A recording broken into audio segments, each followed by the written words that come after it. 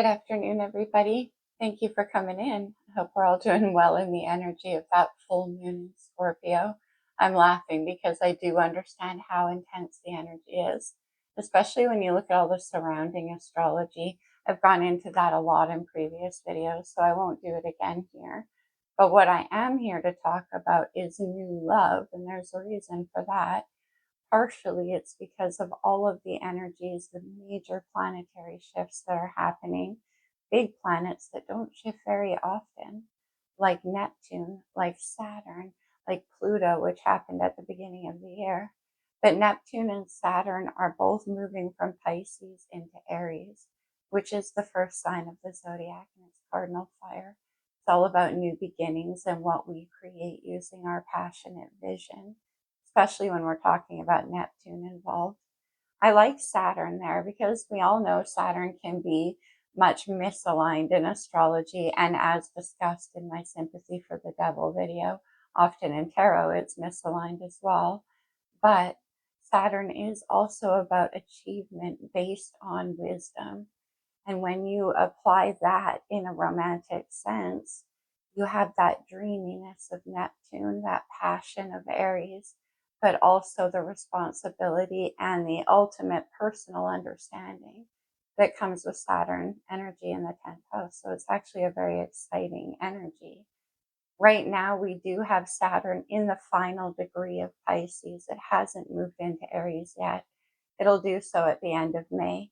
But in the final degree of Pisces, that's not only the last degree of Pisces, but it's the last degree of the whole zodiac.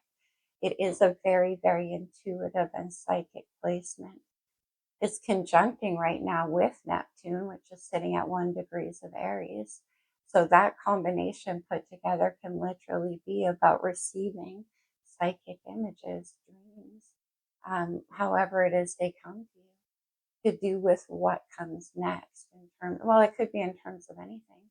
We're talking about Aries, it can also be creativity, which falls under the same heart-centered energy as love anyway. All that being said, Neptune and Aries and Saturn will be, Neptune and Saturn in Aries will be conjunct for the next 2 years, falling exact by degree on July the 7th, which is magical in so many ways, which I'll get into, of course, later down the road. For today, we're talking about this conjunction, Neptune and Saturn in Aries. It's pretty interesting. There's a lot else going on in Aries too, and this is partially the new love element. We have Chiron, the location of our deepest unhealed wound, in Aries as well. So it could be getting activated right now. And really what it is it's showing us what is our empathic gift to offer to the collective. But it always comes out in new love situations for obvious reasons. So when we talk about things like red flags, this person, I see red flags, probably not. Probably your Chiron being activated. Red flags exist within you, not other people. That being said, let's take a look at you when it comes to love and what's happening. Oddly enough, I'm feeling drawn to the blue deck. This is for anybody, any sign. It's still a general reading, so you won't resonate with everything that I say. Just take what fits as it does, if it does, and leave the rest behind. I am accepting private readings. There's a link in the description box below. Okay, from the blue deck. In this energy, it's actually exact the full moon in Scorpio as I record this video, amplifying once more that psychic energy. Scorpio is ruled by Pluto. We have financial constraints. Okay, so this could be part of that Chiron energy. And then I see anxiety. It's not possible because there isn't enough money. There's too much reality in the way. Something like that. There could be fears around that. Let's see. What else do we have for whoever needs this? Interesting, financial constraints is number 13, which is the number of the death and rebirth card in the major arcana, Scorpio energy. We have the angel of love. This is Archangel Michael. It's the soulmate angel. Very beautiful. So, and then we have attachment. Keep going.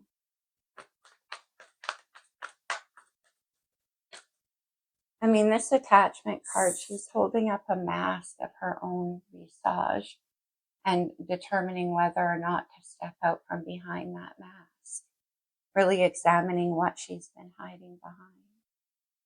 And then we have the thinking man, interesting, really examining.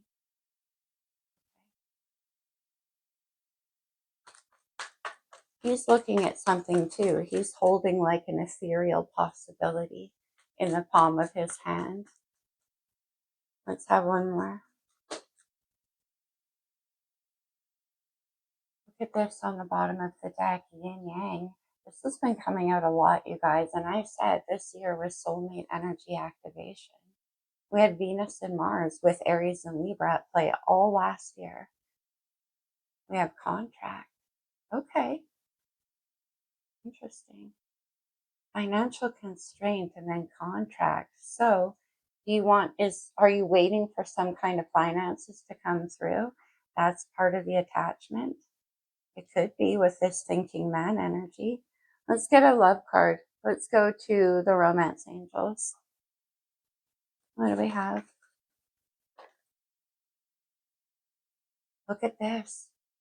Past life relationship. You've known each other before. I've been saying, right, with all of this Pluto energy and Neptune, a lot of past life energies coming. Okay. Soulmate union.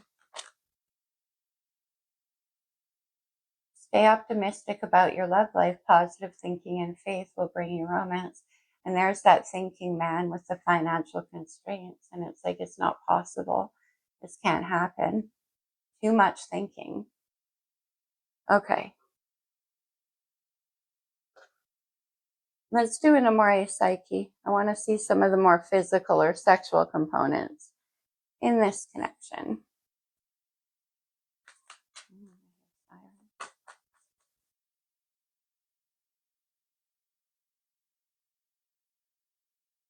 Love's embrace, and we have that attachment and the angel of love. So this is about actually being physically held in the energy of love. Maybe that's what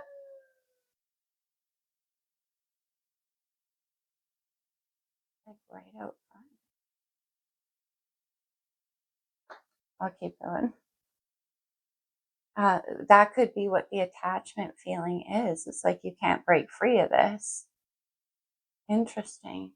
Okay, I'll do astrology at the end. Let's get into the reading. We definitely need the powerful pull. Okay, let me see the recent past in this situation. What's the recent past here? We do have past life relationship. Now that could be the past in this life, past in another lifetime, or both, of course. Let me see the past. Financial constraints. We literally have constraints here with the devil, Saturn energy, and the 9 of Pentacles. So actually in the past, there was this inability to move about freely because of lack of finances or resources or independence in some way. There can be a fear around that too. But with the devil showing up, that's the Chiron activation I'm talking about. That's the fear. That's the recent past. So let's see now. Wow, that's very literal with the devil. And with Saturn sitting at 29 degrees of Pisces, it is being activated. Oh, beautiful. We have the Empress, Divine Feminine, Venus energy. We are in Taurus season. This is Taurus's major arcana. And what I love about the Empress is that she has the ability to transmute anything into growth and abundance. She is the ultimate manifester. Okay. The angel of love and the Empress. So the Empress is like, that's not really a problem. We can create anything that we need. Okay. So let's see any actions you want to take here. We have this card about attachment. Let's see the actions. Oh, wow. The Two of Cups, soulmate energy. Venus in Cancer. Very sweet. This is my eye to eye and heart to heart. You know, for some of you, in the recent past, there could have been a fear about leaving behind being single. The Empress can be wife, mother, like becoming committed could have been an issue because we end with contract. So that could be the case for some of you, but because in the next steps, partnership, the Two of Cups, attachment. Interesting. Two of Cups is very sweet. Let me see the surrounding energy. This could be another person. It can be a furthering of your actions here.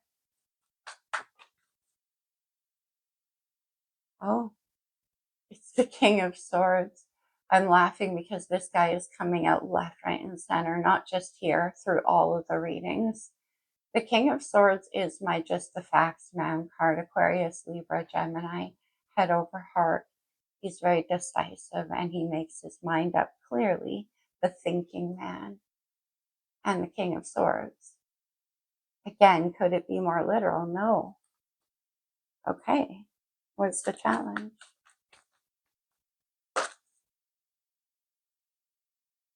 This is interesting. We have Judgment.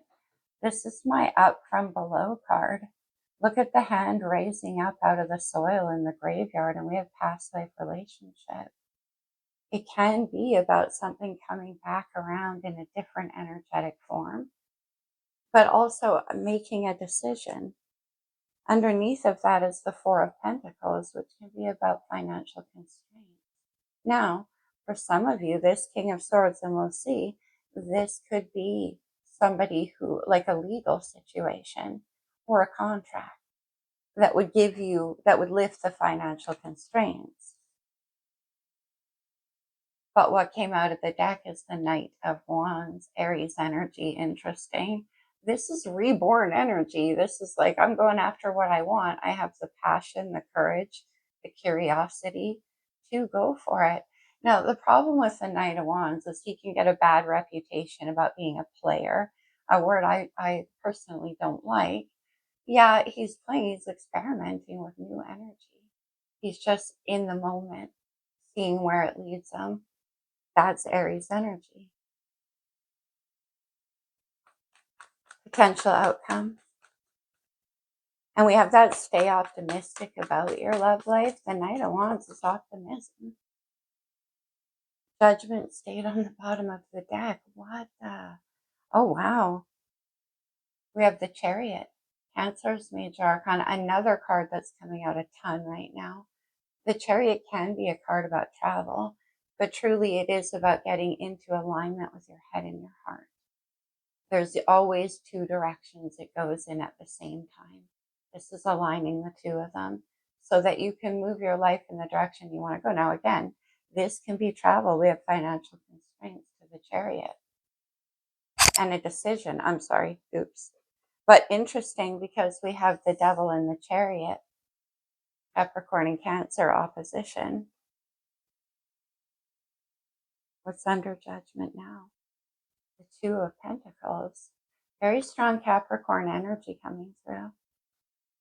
All right, let's go to the Wild Unknown. And that Two of Pentacles can be about managing resources. Let me see the Devil in the recent past. Why? I saw the Hermit, but it came out in a whole pile of cards. Oh, interesting, because I called out number 13, death and rebirth, Scorpio energy, number 13. This could be about the full moon. This could be a cycle that goes back to the new moon in Scorpio, which was November 5th of last year, to now. But something transforming. The Queen of Swords. The King and Queen of Swords, they are coming out like crazy. Now, the King and Queen of Swords, I keep saying it, often they are divorcees. In my books, they are. they do have a deep understanding of who each other is, but it's not necessarily on a very romantic level. It's just time together, experience together. They know each other's minds. But in any event, we have the Queen of Swords here with the King of Swords. This could be somebody from your past, Nine of Pentacles, that you needed to be free of financially. Let me see the Empress.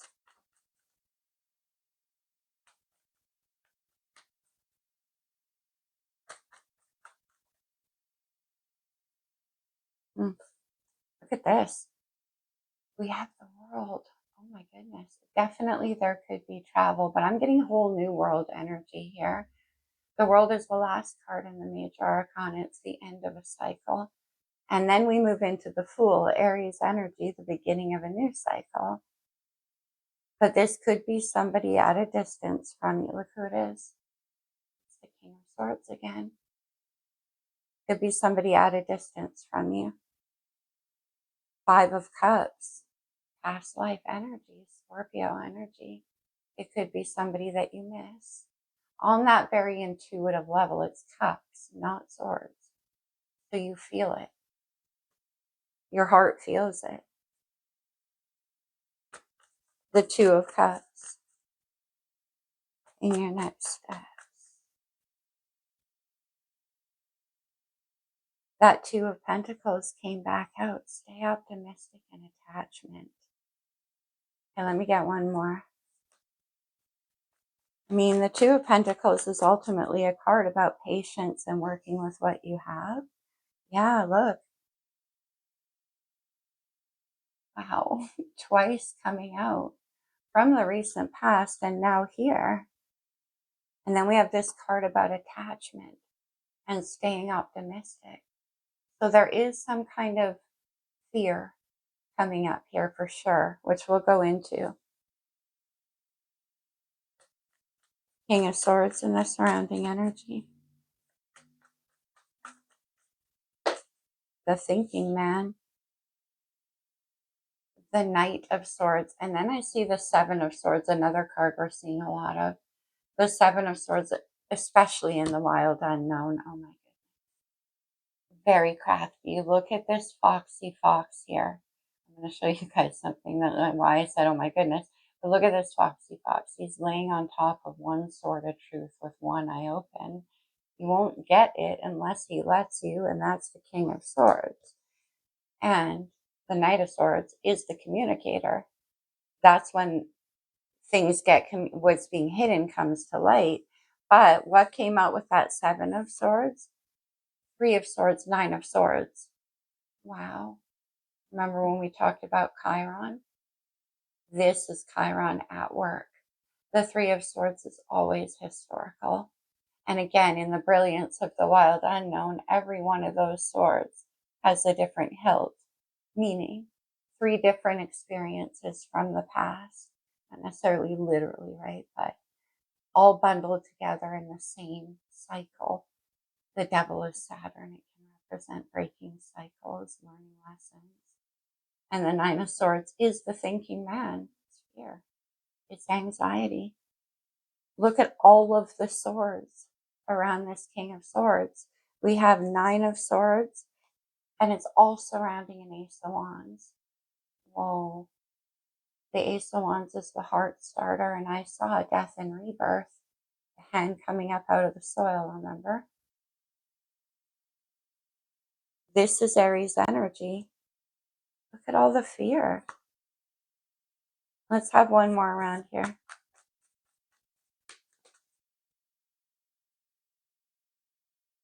And then we get the Page of Cups.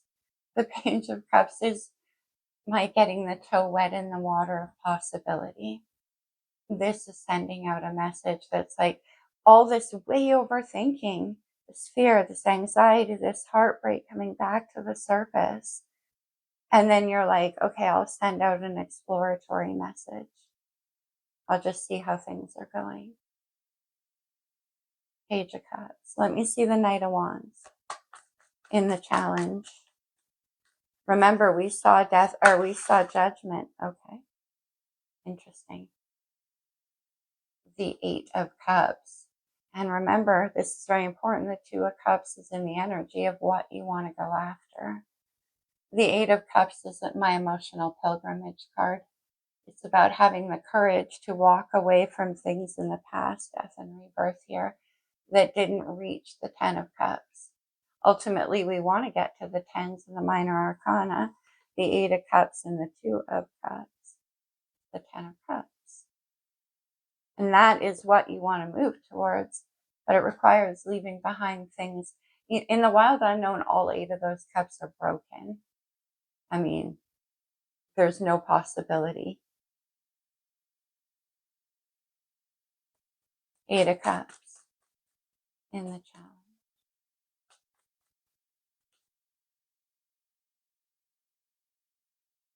Wow. Oh, wow. The 10 of Pentacles. And we had financial constraints. The 10 of Pentacles could have been a career. It could have been a well-established workplace for you. We talked about that in the beginning, right? Something that you can rely on. And maybe there's something you want to be more passionately creative about, and it's going to require you leaving behind a certain amount of stability. For others of you, we do have the King and Queen of Swords here. That could be X's. So this could be leaving behind a commitment with the Devil, and 9 of Pentacles, becoming free. That 10 of Pentacles to the 8 of Cups to the Knight of Wands is exactly that. And that's in the challenge, though. Oh, I see the King of Wands is on the bottom of the deck. It's the King of Wands and the King of Swords often come up in this way together for me. The King of Wands is basically the opposite of the King of Swords. He follows his passion. Remember, the King of Swords has all of those thoughts, the 9, the 3, the 7, all surrounding that Ace of Wands. The King of Wands, that's his energy. He grabs hold of that passion and acts with confidence. The Knight to the King, how interesting. Let me see the Chariot. What a quagmire. This does have to do with heartbreak from the past and the certainty of it repeating itself. That's why the Devil is coming up. Maybe somebody told you that. Judgment for the 3rd time. Amazing. This is such a beautiful, this is such a beautiful depiction of judgment. Down here, what looks like shadows, that's like a million different blackbirds representing all of the ashes of the past falling off of this bird of freedom as he rises up. And that came out with judgment, rising up. Very strong Scorpio energy coming through here. And then double Scorpio energy with the 6 and 7 of Cups here. This is past life energy. When it comes in as the 7 of Cups, it can be a little disconcerting. We saw the High Priestess on the bottom of the deck. With this 9 of Swords, you could not understand what you've been seeing, what you've been feeling. 6 and 7 of Cups can have a very dreamy, mysterious pull towards it. And as I always say, the mind, which is the swords, has no business in Neptune. It won't understand. It's not how it's understood. Okay, one more.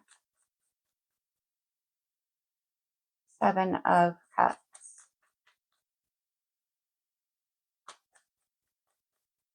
I mean, that's uncertainty. The Magician and the Fool. That's amazing energy. We have Virgo, Gemini with the Magician, and there's the Fool. We talked about the Fool. We talked about the end of a cycle right here with the World.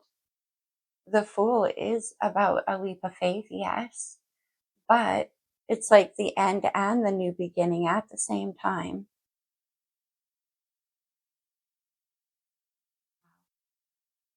And the Sun, rebirth energy, new beginning.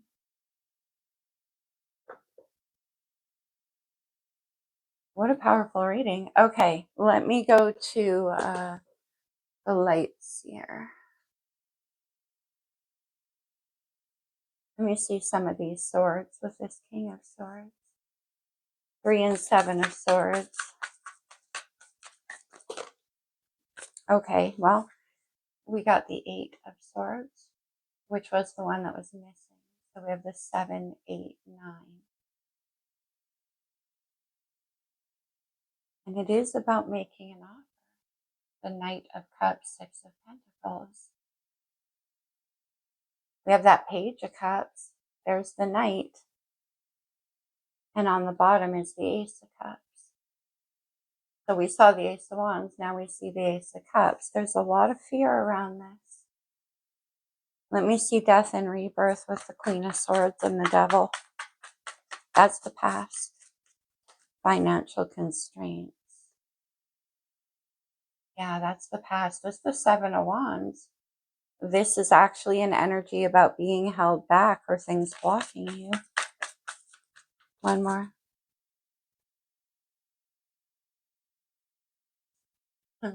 Unbelievable. The Ace of Wands goes from the past into the surrounding energy here. And there is a lot of fear around it. Interesting. I see the King of Cups on the bottom of the deck. So we have the Page, the Knight, and now the King. Let me take the Fool one step further with that 6 of Cups.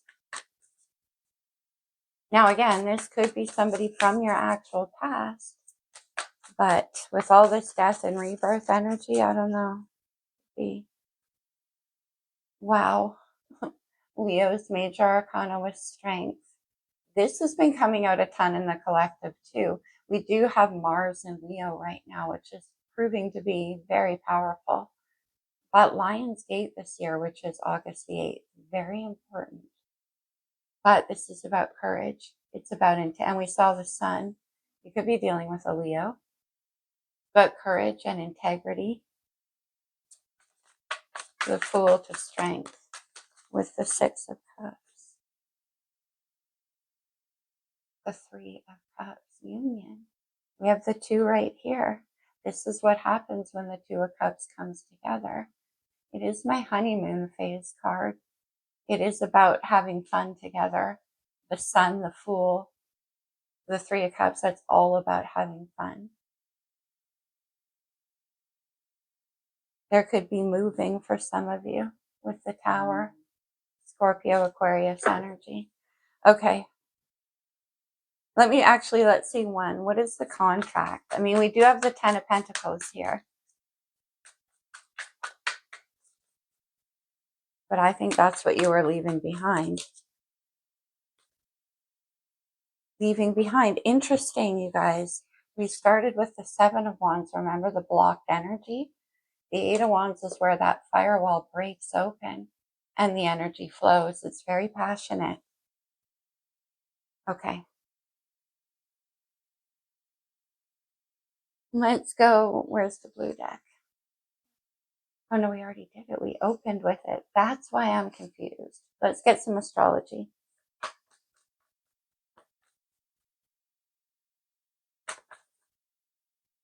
Now, this could be in your chart, in this person's, or overall influencing the situation. We have the 2nd house. That's the house of resources and money and work. Okay. We have Sagittarius energy. Wow. Sagi's the 9th house. Expansion, travel, new learning, adventures too. And then we have Saturn. Interesting. So money, stopping the exploration. Okay.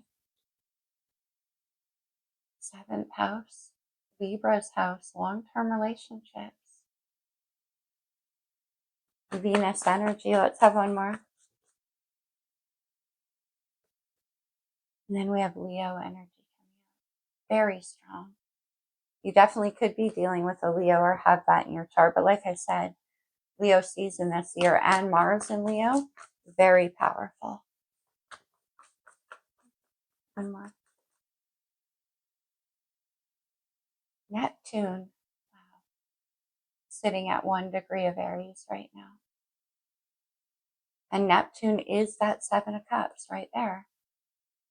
It could be, like I said, the dreams that are guiding you.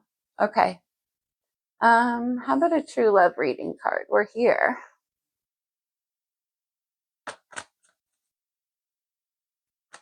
What do we have?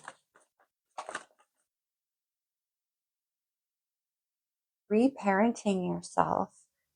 You guys know how I feel about this card too. But with that Chiron activation, and I said to you here, Queen of Swords, that could have been somebody, yes, you could have been in a relationship with, it could have been parental. Ten of Pentacles can be about family. This can be about you freeing yourself from family or family belief systems or whatever gave you doubt with that devil energy. Let's have one more.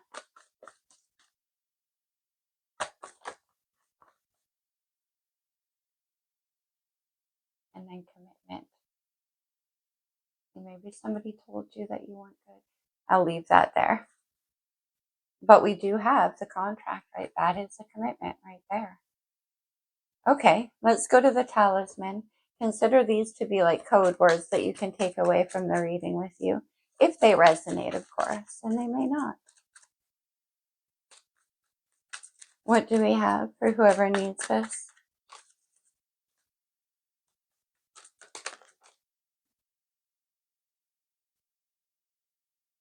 Eternal charisma.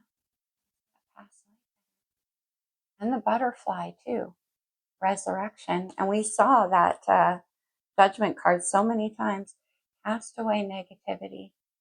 The devil, the Queen of Swords, and death and rebirth. And then leadership, which is the King of Wands. You are capable. And then learn the truth. On the bottom, I see happiness. What's the truth? We saw the Seven of Swords. What's the truth? Interesting. Nine of Swords. Look at this. The Star. Aquarius is major arcana. Interesting. Okay. The King of Swords and the Star. Very strong Aquarius energy here. The Star is, and then we saw the Tower. Remember, it was on the bottom of the deck, wasn't it? The Star comes right after the Tower. This is about rebirth. But it's like, again, I will say with Six of Cups, Seven of Cups, Nine of Swords and the Star, Ace of Swords. Wow, learn the truth. What is this about for you? Something to do with like your dreams or this vision, this past life energy. Oh, crazy. Anyways, we can't go that deep. It's already getting, all right. I'm doing a moon card. Full moon in Scorpio.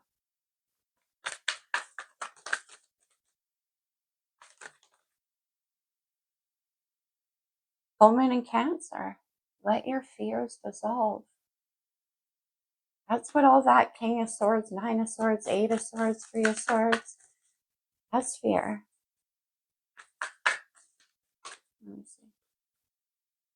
Last quarter moon in Taurus. Be proud of yourself. Ah. Let me see. I'm just going to cut this deck. What is the fear? Let me see.